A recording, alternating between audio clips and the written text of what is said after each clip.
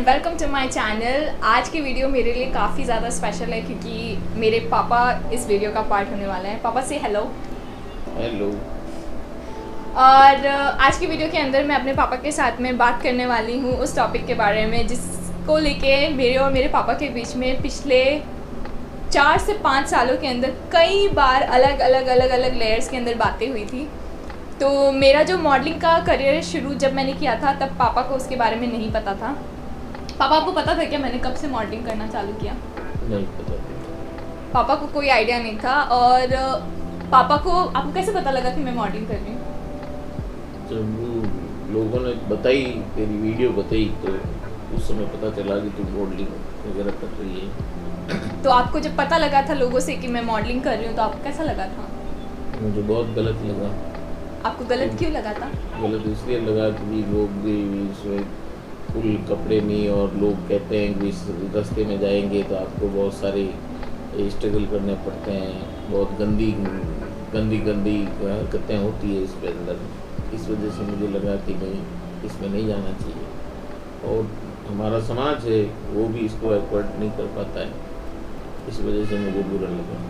तो मैं आप लोगों को एक चीज़ बताऊंगी। मैं खिमेल राजस्थान का एक बहुत छोटा सा गांव है, वहाँ से बिलोंग करती हूँ और मेरी जो स्कूलिंग वगैरह है वो वहीं पे हुई है।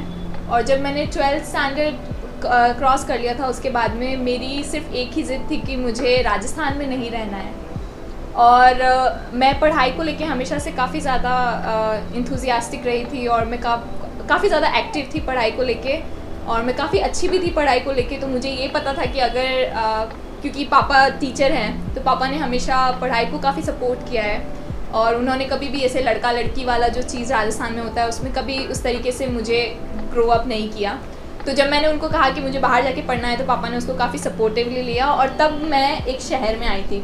तो जब पापा ये कह रहे हैं कि समाज में ये चीज़ें हमारे अप्रिशिएट नहीं की जाती है या फिर, तो उससे ये मतलब है क्योंकि मैं एक बहुत ही रूरल बैकग्राउंड से आती हूँ और वहाँ पे मॉडलिंग को बिल्कुल भी सपोर्टिवली नहीं लिया जाता है। मॉडलिंग को लेके काफ़ी सारी अलग अलग चीज़ें हैं, काफ़ी लोगों को डर है कि अगर मॉडलिंग में उनकी बच्चियाँ चली जाएगी तो ये सेफ़ जर्नी नहीं है उनके लिए, या फिर है ना वहाँ पे उनका फ़ायदा उठाया जा सकता है। तो ये सारी चीज़ें पापा ने भी सोची थी और फिर पापा मुझे काफ़ी बोलते थे कि तू ये सब नहीं करना। उन सब को लेके मेरे और पापा के बीच में काफ़ी लड़ाइयाँ भी हुई है, लेकिन अब पापा इसको सपोर्टिवली लेते हैं। तो आपको अभी कैसे आप उसको सपोर्ट कर रहे हो? क्या हुआ, क्या चेंजेस अभी आए जिसकी वजह से आपको ऐसा लगता है कि ये इतना बुरा नहीं है? चेंजेस तो एक ये आया है कि एक तो तेरे ऊपर मुझे पूर्ण विश्वास है कि जो भी करेगी बहुत अच्छा काम करेगी। और एक तू जिद्दी है, जिसको तू पकड़ लेती है उसको पूरा करके छोड़ती है। तेरी लाइफ में सबसे पहले जो हेयर स्टाइल को लेकर के हुआ हाँ। था, जब इधर हमारी परिवार में एक शादी थी और शादी में जाना भी था, और हेयर स्टाइल ऐसी एक तरफ से कटिंग पूरी की हुई है और एक तरफ से पूरे बाल बड़े हुए, तो फैमिली में एकदम से एडवर्ट लगे थे। काफ़ी इससे झगड़ा भी हुआ, मैंने बहुत कुछ कहा, लेकिन इसने उसको भी सहन किया कि नहीं कोई बात नहीं, ये तो होता रहेगा। लेकिन ये अच्छी तरह से ये भी जानती थी कि मेरे पापा कुछ भी है तो हद से ज़्यादा भी गलत नहीं, और इसको एक तो विश्वास था कि मैं मेरे पापा को कन्वे कर सकती हूँ। और धीरे धीरे आज ये पोजीशन पे है कि मैं इससे अभी थोड़े दिन पहले भी मेरे पास आके गई थी, उस समय भी मुझे ये लग रहा था और काफ़ी हुई ऐसी। और अभी 10 दिन पहले ही पता नहीं मुझे ऐसा आभास हुआ कि मैं बच्चों को गलत डांट रहा हूँ। क्यों नहीं इन बच्चों को अपने स्टाइल पे छोड़ दिया जाए। जब 18 साल की होते हैं तो उसको वेस्ट माना जाता है, और ये जब 18 क्रॉस हो रखे हैं तो जब 18 एक वयस्क है तो वयस्क है तो अपना डिसीजन गलत क्यों करेगी? जो भी करेगी ये सही करेगी। इसलिए अब मैंने इनको ऊपर ऐसा नहीं कहा है और इनको छूट दी है कि हम आप जो इच्छा है वैसा करो, लेकिन अच्छा करो। तो लेकिन आप जो लोग मॉडलिंग को गलत मानते हैं, जो पेरेंट्स हैं ना अपनी बच्चियों को मॉडलिंग के लिए नहीं जाना देना चाहते हैं, उनको आप क्या मैसेज दोगे, क्या बोलना चाहोगे उन पेरेंट्स को? पेरेंट को तो ये कहना चाहूँगा कि जो उसमें टैलेंट है इन बच्चों में, जो जिस क्षेत्र में, क्योंकि मनुष्य जन्म होता है तो उसे निश्चित रूप से एक क्षेत्र में उसकी विशेष योग्यता होती है।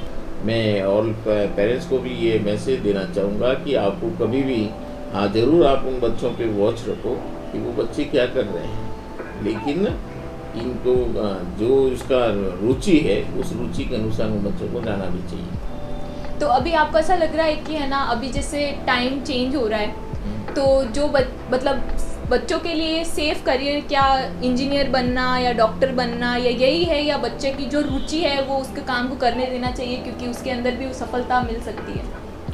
वैसे समाज में तो हमारे ये चाहते हैं, या पर्टिकुलर ज्ञान जब तक मैंने देखा है तो हम या तो कोई सर्विस ढूंढते हैं या कोई बिजनेस, ये दो लाइन हमें ध्यान में थी कि सर्विस अच्छे से अच्छे IAS बन जाओ, RS बन जाओ, या कुछ नहीं तो बाबू बन जाओ। क्यों? चूँकि मैं भी एक गवर्नमेंट सर्वेंट हूँ तो सोचूंगा कि गवर्नमेंट सर्वेंट में ही जाए। और दूसरा बिजनेस क्षेत्र है तो बिजनेस उनके लिए अच्छा रहता है कि भी जो बिजनेस में रहते हैं, क्योंकि बिजनेस में मनी भी चाहिए होती है। तो इसके लिए तो मेरी राय तो अब यही है कि जहाँ आपकी रुचि है वहाँ आपको उसको जाना चाहिए, वहाँ उनका नाम रोशन करो। और एक चीज़ है ना, मैं ऐड करना चाहूँगी कि मैंने कई टाइम तक पापा से इस चीज़ को हाइड किया था कि मैं मॉडलिंग कर रही हूँ, या मैं मॉडलिंग करती थी तो फिर मैं वडोदरा में रहती थी और मुझे कई बार बाहर जाना पड़ता था। बाहर आई मीन दिल्ली, मुंबई। और उस स्थिति के अंदर पापा से ये चीज़ छुपाना कि मैं उस काम के लिए वहाँ जा रही हूँ, वो काफ़ी डेंजरस होता है। लाइक कुछ भी हो सकता है। एक टाइम पे मुझे खुद को इस चीज़ का रियलाइजेशन हुआ था क्योंकि मेरा बर्थडे था 16 जुलाई, और ये पापा को स्टोरी नहीं पता, ये पापा को अभी पता लगेगा। तो उस वक्त मैं एक कंपटीशन के लिए दिल्ली में कंपटीशन था, उसकी फ़ीस थी 40,000 रुपये।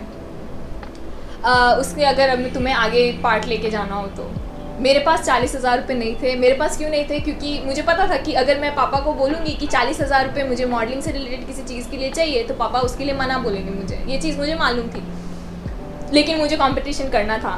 तो कंपटीशन का जो ऑर्गेनाइज़र थे उनको मैंने बोला कि मुझे नहीं है, मैं नहीं कर पाऊँगी क्योंकि मेरे पास 40,000 रुपये नहीं है। बट उनको मेरे अंदर काफ़ी टैलेंट नज़र आया। उनको लगा कि नहीं, ये बच्ची कुछ कर सकती है, इसके अंदर टैलेंट है, और उन्होंने मुझे एज अ वाइल्ड कार्ड उस कॉन्टेस्ट के अंदर लिया था फॉर फ्री। और उन्होंने मेरे दिल्ली आने जाने का, वहाँ रहने का, 5 दिन का वो कंपटीशन था, वो सब उन्होंने स्पॉन्सर किया था। मैं दिल्ली के अंदर एक 5 स्टार होटल के अंदर रुकी थी, वहाँ पे बहुत सारे सेलिब्रिटीज़ आए थे, उनसे मेरी कोचिंग हुई थी। और 16 तारीख को मेरा बर्थडे था, और मेरे लिए मेरा बर्थडे हमेशा बहुत ज़्यादा स्पेशल रहा है क्योंकि पापा ने हमेशा बचपन से उसको काफ़ी स्पेशल बनाया है मेरे लिए। लेकिन उस दिन उस स्टेज पे जब मुझे बुलाया गया कि इसका बर्थडे है, मेरे लिए तालियां बजाने वालों की कमी नहीं थी। मतलब बहुत सारे लोग थे, लेकिन जब तुम्हारे पास घर वाले नहीं हो ना सपोर्ट करने के लिए, तो उसका कोई मतलब नहीं है। मतलब मेरे पास है ना पूरी दुनिया का सपोर्ट था उस वक्त, लेकिन मेरे पापा को पता ही नहीं था कि है ना मैं क्या कर रही हूँ। मतलब वो बहुत प्राउड की बात थी। मैं एक स्टेज पे थी, वहाँ पे बहुत सारे सेलिब्रिटीज़ थे, 250 से ज़्यादा लोग थे जो मेरे लिए तालियां बजा रहे थे। मैं एक स्टेज पे थी, पर मैं बिल्कुल भी खुश नहीं थी। मेरे लिए उस चीज़ का कोई महत्व नहीं था।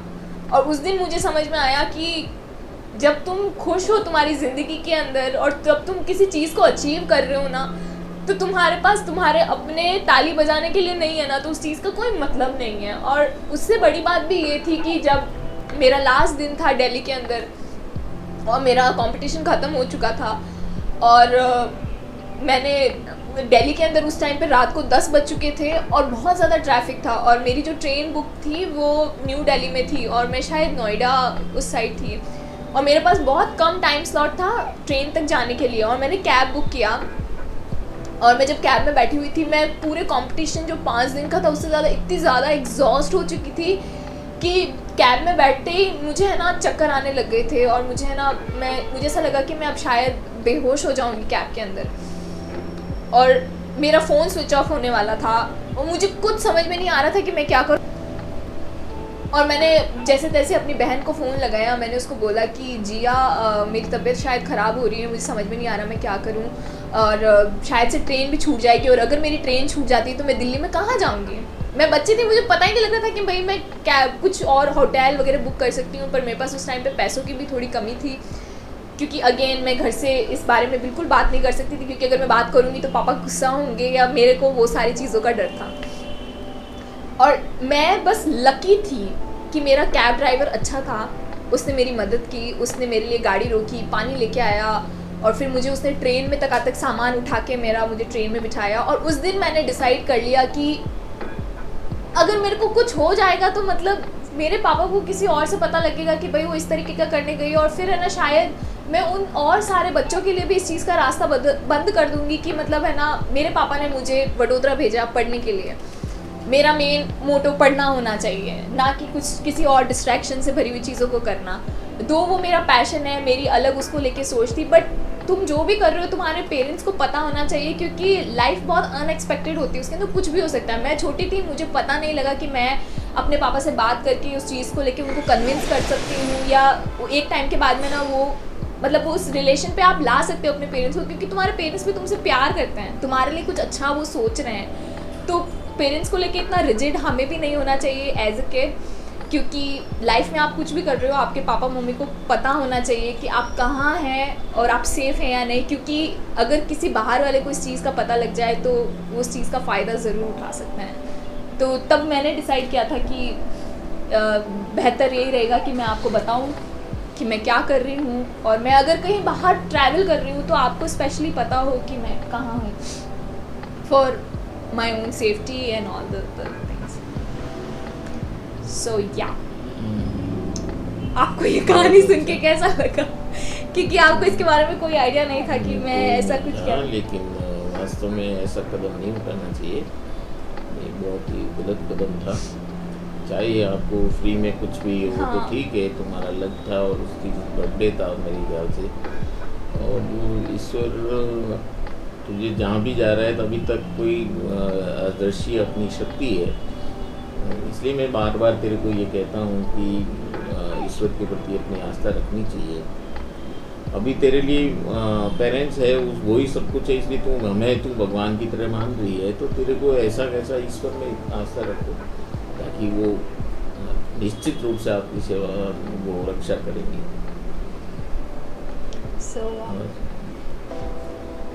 तो इस वीडियो का यही उद्देश्य था कि एक स्टेप हम एज अ यंग जनरेशन ले अपने पेरेंट्स के टुवर्ड्स, और एक स्टेप पेरेंट्स भी ले, और दोनों एक दूसरे को समझे। मैं भी लैग बिहाइंड की थी for a certain period of time कि मैं अपने पेरेंट्स से चीज़ें छुपा रही थी, उनको नहीं बता रही थी, क्योंकि मुझे डर था कि वो मना करेंगे। लेकिन किसी भी चीज़ को बात करके सॉल्व किया जा सकता है, कम्युनिकेट करना चाहिए पेरेंट्स के साथ में, और कम्युनिकेट करोगे आप सही से तो पेरेंट्स मान जाते हैं, because at the and they love you. मेरी और पापा के बीच में 4 साल लिटरली लड़ाइयाँ ही थी, मतलब इतनी लड़ाई होती थी, मतलब हम घर पे जाते थे इतनी बुरी लड़ाइयाँ होती थी। पापा used to be really really upset on us, I used to cry just like I did right now. So मतलब इन सब चीज़ों का मतलब नहीं है, मतलब parents does a lot of things for you. So आपको अपने करियर को लेके, अगर किसी चीज़ को लेके अपने पापा मम्मी को कन्विंस करना है, गिव देम देयर टाइम के साथ चीज़ें ज़रूर समझ में भी आ जाती हैं और चीज़ें थोड़ी सरल भी हो जाती है, तो ये दोनों वेज वर्क करता है। तो या दैट्स इट। पापा बाय बोलो सबको। Bye. Take care, stay home and stay safe. If you like this video, please subscribe to my channel and share this video, and I really want you guys to show this video to your parents. I come from a village, when I say it, I mean it. I come from a very very very rural background, but if I can right now come to this point where I am talking about this thing with my parent, then anything can happen, and you can also do it for yourself. If you truly believe in achieving something, go ahead and do it, and don't think about anything as a obstruction or anything that can stop you. So just go ahead, build a stronger connection with your parents, because that can happen, and just go ahead and achieve your dreams. With that, I will take a leave now. So bye guys, take care. Bye. Bye.